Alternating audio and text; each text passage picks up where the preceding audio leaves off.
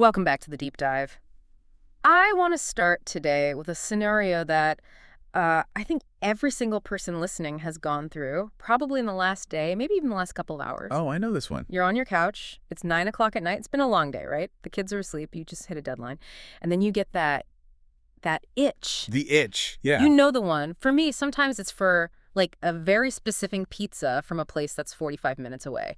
Or it's just the urge to open up a shopping app and buy something you absolutely do not need. The late night dopamine hunt, that's what it is. Exactly. The scroll and all the messaging around us. I mean, it's everywhere. Billboards, social media, even your friends. It's all screaming one thing. Do it. Do it. Treat yourself.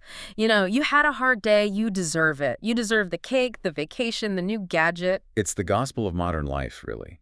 Immediate gratification is not just okay, it's celebrated. We've branded it self-care. Right. But that's where things get so messy. Because if you just step outside that modern bubble for a second and look at, well, almost any ancient wisdom. Many of them. Stoicism, the big religious traditions. They are all shouting the exact opposite. They're all saying, deny yourself, hold back. The message is discipline, restraint, that suffering is somehow the path. And it creates this cognitive dissonance, doesn't it? It feels like your values are being pulled in two completely opposite directions. It feels like a trap. It feels like you have two really bad options. Option A, you're a hedonist, just running on this hamster wheel of consumption. You're never really happy, just chasing the next thing. Right. Or option B, you're a monk in a cave. You're eating dry bread. You're miserable. But hey, at least you're, quote, holy. It's a false choice. It's a completely false binary. And that is exactly why the source material we're diving into today is so fascinating. Okay, so what are we looking at? We're looking at a lecture based on classical moral philosophy, specifically from what's called the golden age of the tradition, summarizing these incredible scholars who were, for all intents and purposes, the psychologists of their time. Okay. And their entire argument is that both of those extremes, the out-of-control hedonist and the miserable, self-flagellating monk, are both completely wrong. They've both misunderstood the whole point. So we aren't here to preach the dry toast lifestyle today. No dry toast. The source material is surprisingly practical. It's less of a sermon and more of a tactical manual, a guide for psychological warfare. No warfare against who? Against the self, or, to be more specific, against the undisciplined, chaotic, self-sabotaging parts of your own mind. We're going to try and decode what the source presents as an algorithm for self-discipline. I love that. Decoding the algorithm. And it really gets into why treating yourself every single time might actually be the worst thing you can do for yourself. Yeah, because I think we all feel that. You give in to every little impulse and you don't actually feel stronger or happier. You just feel heavier, weaker almost. Exactly. And just a quick note before we jump in. The source material is deep classical theology. It is rooted in a specific history and scripture. Right. But our mission today is to get to the universal mechanics of human nature that it describes. So we're going to be using universal English terms. When the text talks about the nafs, we're going to call it the self or the ego. Okay. When it mentions the sahaba, we'll call them the companions. We want to strip away any language barriers so we can get right to the heart of the psychological insights. Perfect. So let's start with section 1 then. The function of desire. Because the source starts with a bit of a curveball. It doesn't come out swinging saying desire is evil. No, it doesn't. And that is such a crucial starting point. A lot of people, when they think about religious or moral discipline, they think it's about hating the body. You know, the flesh is weak, that whole idea. Right, that your body is a prison and your desires are the enemy you have to crush. But the source is very clear. Appetites, what we'd call our biological drives. They weren't put in us just to torture us. Right. They're not some kind of cosmic prank. They have a specific necessary function. It's the biological imperative, isn't it? Exactly that. Just think about hunger. If you didn't feel the pain of hunger or that intense desire for food, what would happen? You'd just forget to eat, you'd get busy, you'd be working on a project, and you'd just wither away. You'd die. Simple as that. The desire for food is the engine that keeps the organism alive. It's necessary fuel. And the same logic applies to other desires, like for intimacy or companionship. Right. The source is very clear that without sexual desire, the species just doesn't continue. These drives are the horsepower. They're not the problem. The problem isn't the engine, it's the steering. It's the excess. The excess, or what the source calls the tyranny of desire. That's when the engine starts driving the car off a cliff. It's about who is in the driver's seat. I like that analogy. So it's not about killing the engine, it's about learning how to drive. Perfectly put. And the source actually points to a historical error. A group of people who got this completely backwards. They saw the dangers of desire and they thought, okay, the only solution is to eliminate it entirely. The overcorrection? The massive overcorrection. The text talks about people who became extreme ascetics. They tried to kill every appetite. They'd only eat bland food. They'd neglect their families. They'd stay up all night praying until they collapsed. Yeah. They were trying to suppress their own humanity. They thought if they made themselves miserable enough, they would somehow become holy. Yes. And what does the source say about that whole approach? It calls it an injustice. An injustice. That's such a strong word, isn't it? For someone who's, trying their best to be religious. Yeah, you'd think it would be called misguided or extreme, but injustice implies a violation. Exactly. Because the verdict from the tradition is crystal clear. Yourself has a right over you. You cannot just starve and suppress your own being into submission. That is a violation of a God-given right. This reminds me of that story about the two companions that the source brings up. It's almost like a buddy cop movie for spiritual discipline. It really is. You've got Salman and Abu Darda. And on the surface, it just sounds like a nice little religious story, but the source unpacks the deep psychology of what was happening. It does. And you really have to paint the picture. You have these two men, Salman and Abu Darda. The Prophet has designated them brothers in faith, so they have this incredibly close bond. Okay. So one day, Salman goes to visit Abu Darda at his house. Mm-hmm. And Salman is known for being incredibly wise, perceptive, a very sharp guy. He walks in, and the first person he sees is not his friend, but his friend's wife. And the text notes that she doesn't look happy. It's more than that. The description is that she's in a state of neglect, almost humiliation. She's disheveled. She isn't taking care of her appearance. She looks like someone who has just given up. He immediately senses there's trouble in the marriage. Immediately. He's sharp. So he asks her, what's going on? And her reply is just, it's dripping with sarcasm. What does she say? She says, your brother Abu Darda has no need for this world. Wow. No need for this world. That is the most polite, cutting way of saying, my husband has completely abandoned me and our life together. Exactly. It wasn't a complaint about abuse or cruelty. It was a complaint about absence. Abu Darda had become a spiritual workaholic. He was fasting every single day. He was praying all night, every night. He thought that to be a good man of faith, he had to stop being a man, a husband, a human. So Salman realizes he has to stage an intervention, and this is not a gentle chat over tea. Not at all. It's a full-on stakeout. Salman announces he's staying the night. Dinner time comes, and Abu Darda, the host, brings out the food and says, you eat, I am fasting. He's playing the martyr. Look how pious I am. Totally. And Salman just calls his bluff. He says, I swear I will not put a single bite of food in my mouth until you eat with me. That's a huge power move. In that culture, for a guest to refuse the host's food, that's a major statement. It's a standoff. A complete standoff. And he forces him. He makes this holy man break his super pious fast and eat a normal meal. Then night falls. Abu Darda gets up to start his all-night prayer vigil. And Salman is just lying there watching it. Watching him. He says, go to sleep. Just like that. Abu Darda is probably stunned. A little while later, he tries to get up again. Salman's awake. Go back to sleep. He's literally got to babysit him to force him to rest. He's deprogramming him. He's breaking the addiction to spiritual performance. Only in the last part of the night, when a person is actually rested, does Salman say, okay, now we get up and pray together. He's teaching him balance, patience. He's teaching him rights. The next morning, Salman sits him down and delivers the core maxim of this entire section. He says, your Lord has a right over you, your family has a right over you, and yourself has a right over you. So give every bearer of a right their due. Yourself has a right. That phrase just hits differently. We are so used to thinking of the self as the enemy, the thing to be crushed. And that's the beautiful nuance of it. The self is the vehicle. The body is the vehicle. If you want to show how committed you are to your destination, you don't slash the tires on your car. You'll never get there. You'll just be stranded. That's what Abu Darda was doing. He was stranded. And the best part of the story, the confirmation, is that later on, the Prophet himself hears about what Salman did. Yeah, he says, Salman spoke the truth. He gives it the ultimate validation.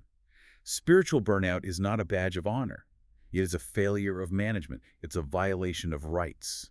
Okay, so that's a very clear line in the sand. Total deprivation is wrong. We're not supposed to be miserable ascetics. But, and this is the big but, this leads us into the much trickier part of the source. Section 2. The discipline of the permissible. This is where we separate the amateurs from the pros, so to speak. Because honestly, if you just stop at yourself has a right, I can see a lot of people, myself included, using that as the ultimate excuse for everything. Oh, absolutely. Myself has a right to this entire pint of ice cream. Salman said so. Laughs. Exactly. Myself has a right to binge watch this entire series until 3 a.m. So how does the source prevent that? It makes a very sharp distinction.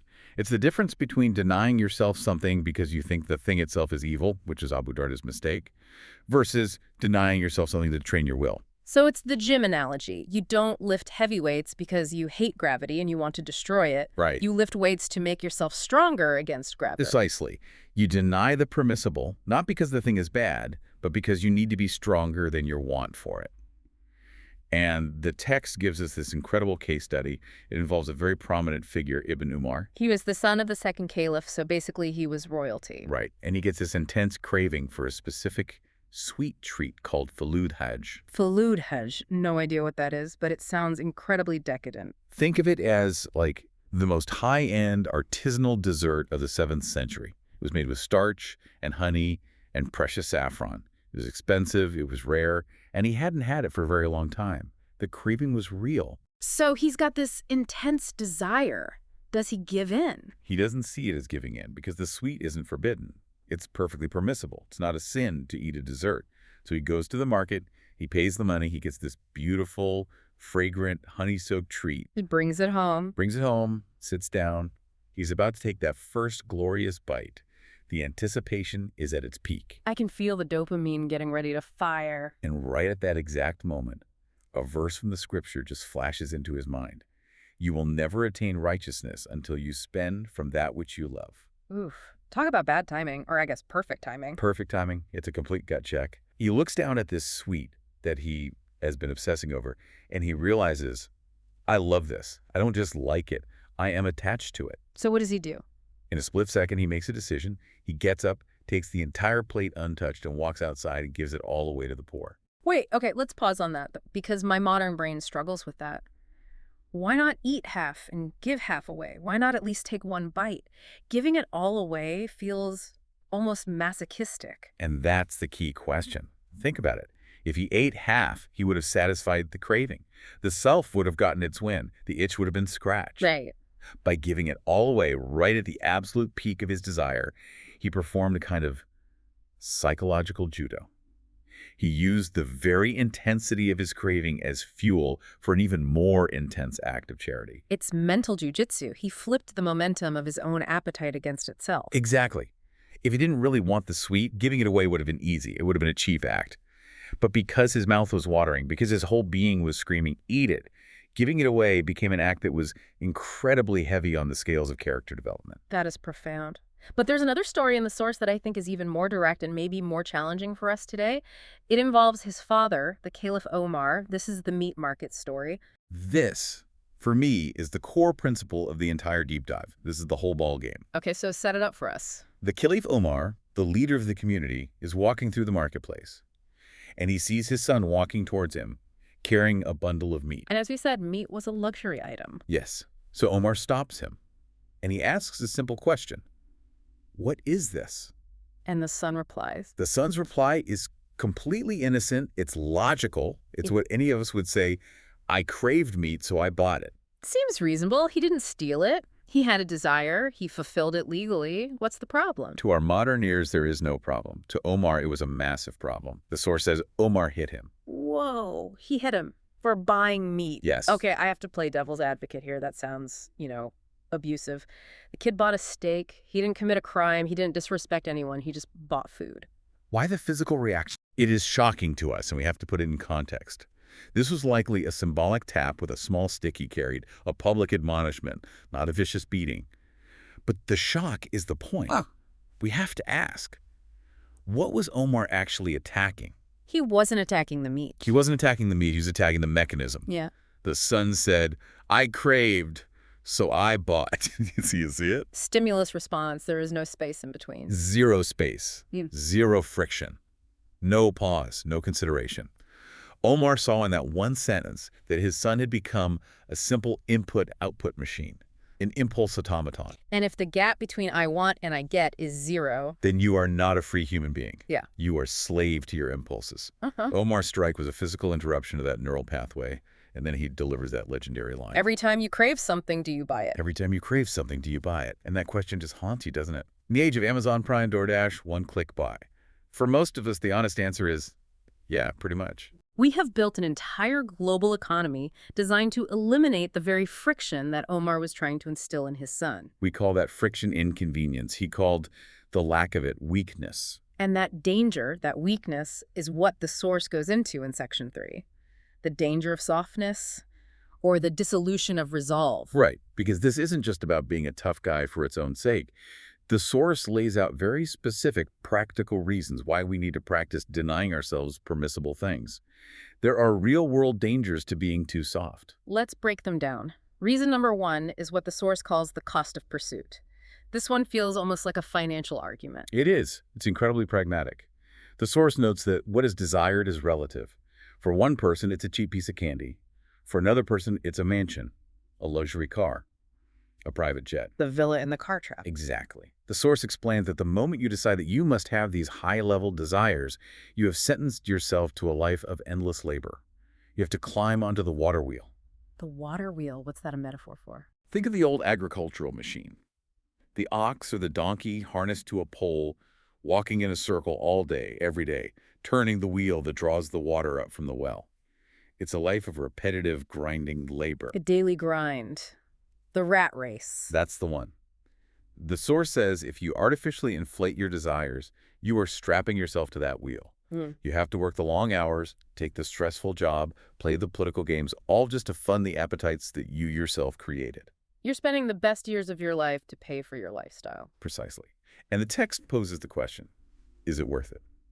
You're trading your finite, precious time on earth time that could be spent with family, in contemplation, in service, just to acquire a building or a vehicle that you're going to leave behind anyway. It's the ultimate definition of golden handcuffs. You can't quit the job you hate because you have to make the payments on the car you bought to impress people at the job you hate. It's a self-imposed prison. So denying the desire up front, saying I don't need the villa, frees you from the slavery of having to pay for it later. It's a path to freedom through self-control. Okay, that's reason 1. Reason 2 is more psychological. The source calls it the dissolution of resolve. And it uses this fantastic analogy of the unweaned self. Yes. This one is so intuitive. Think about a baby.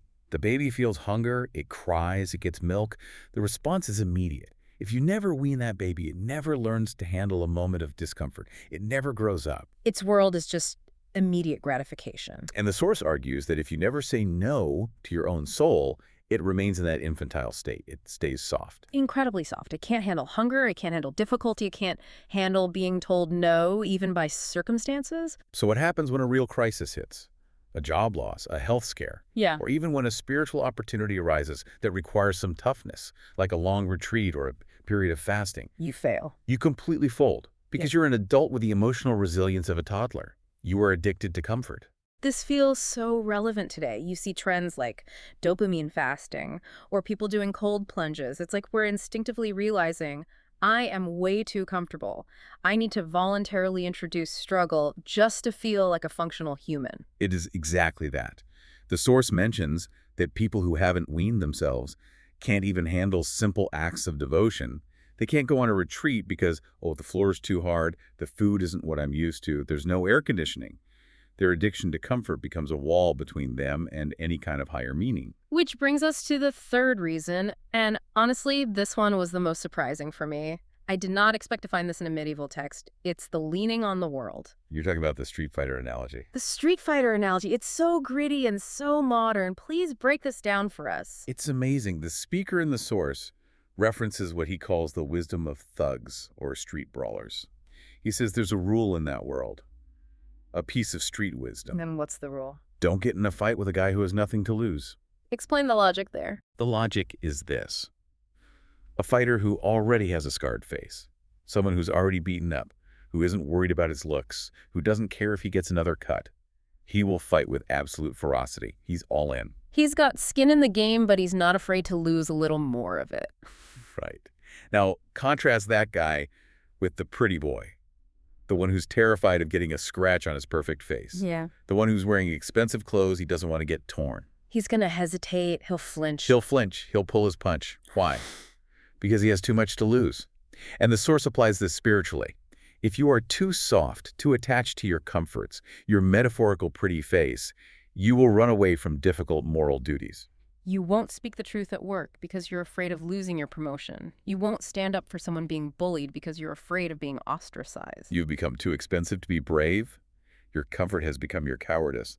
The Source even points to a historical precedent where certain men were explicitly told not to join the army for battle. Who were they? A man who just got married but hasn't consummated the marriage yet. A man who built a new house but hasn't lived in it yet. A man who bought a flock of sheep but hasn't seen the offspring yet. Why? Because their hearts are distracted. Their hearts are hooked into the world. They are attached. They have too much to lose on the home front, so they won't be steadfast on the battlefront. The lesson is, be a little bit like that street fighter. Don't be so polished and comfortable that you can't afford to take a hit for what's right. Man, that is just so powerful. Don't be so comfortable that you can't take a hit. It really makes you look around at your nice apartment, your comfortable routine, and ask, has all this comfort actually made me weak? It's the danger of leaning on the world. If you lean on it too hard, when the world inevitably shifts, you fall down. And this leads perfectly into section 4, which is the slippery slope of comfort, because this softness, this weakness, it doesn't happen overnight. It creeps in. The Source calls it the creep of luxury.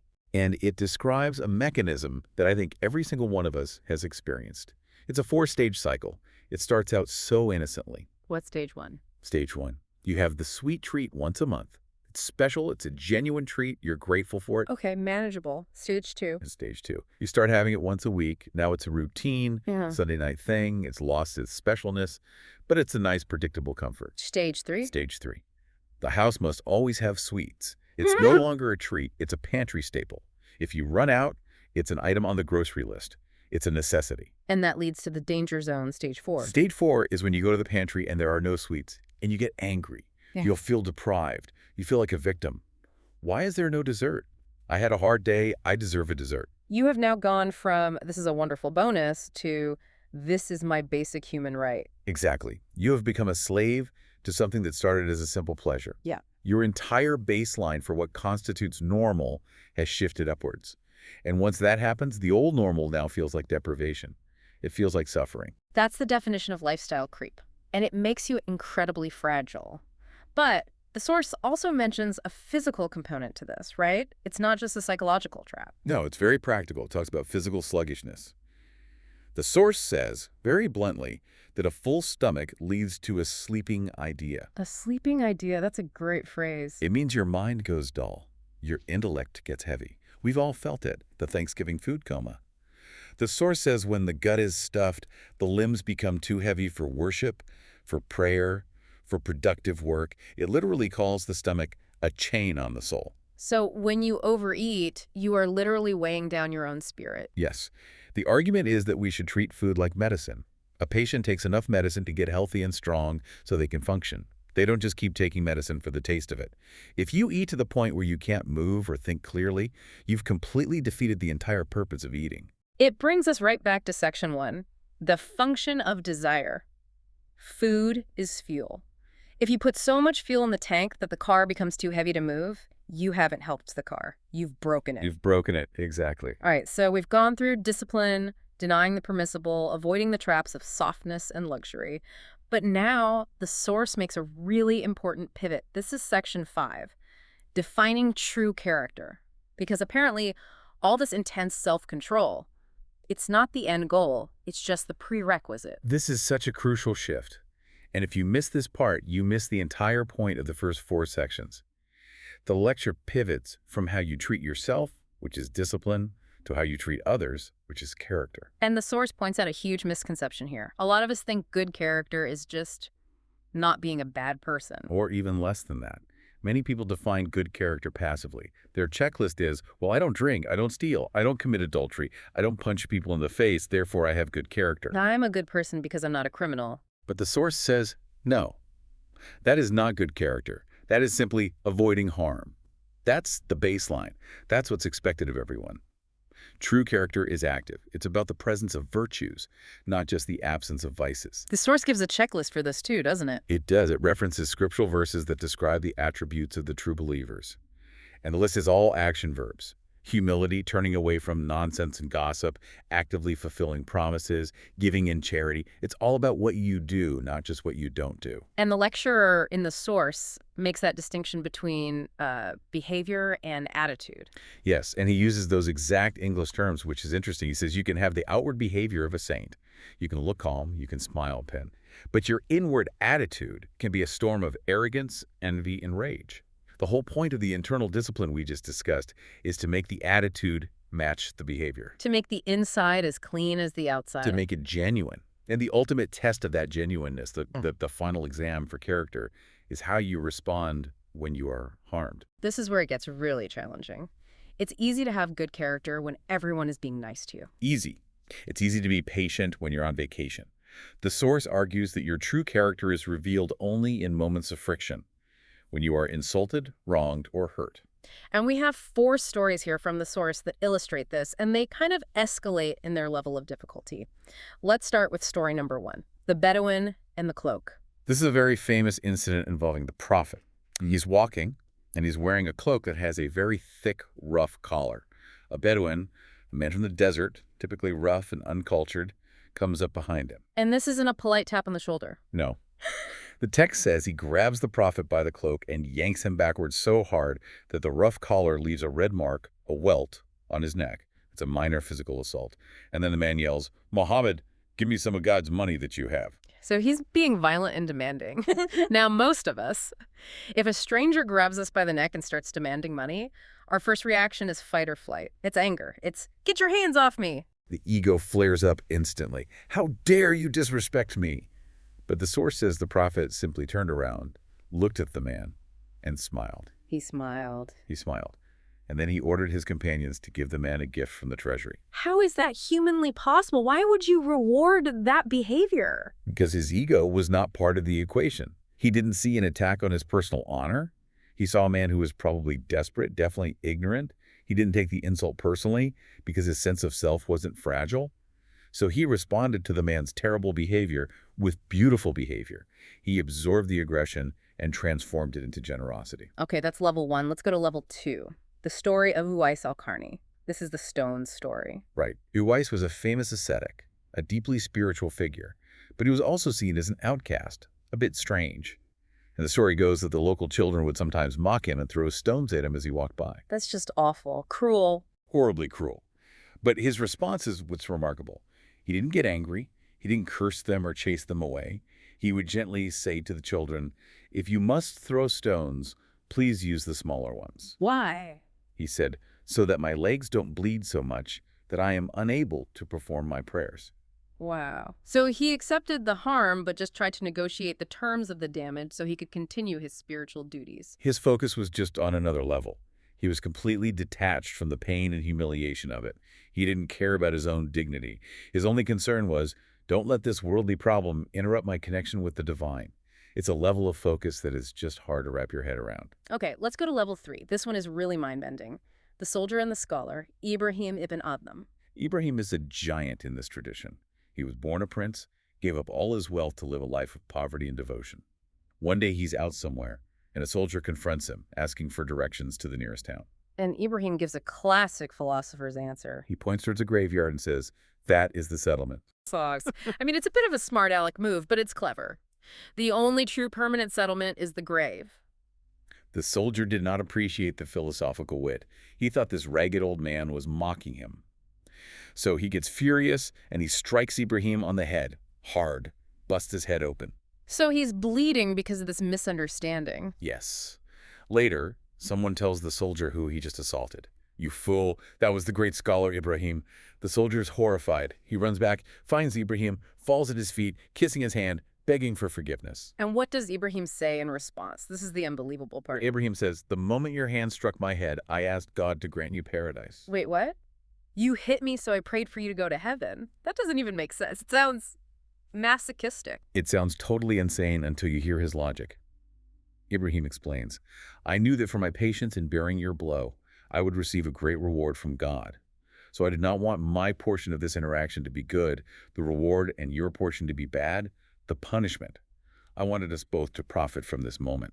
That is, that is on another plane of existence. He's saying, I didn't want to get rewarded at your expense. It is the total annihilation of the ego. He's not thinking, you hurt me. He's thinking purely in terms of the spiritual economy of the situation.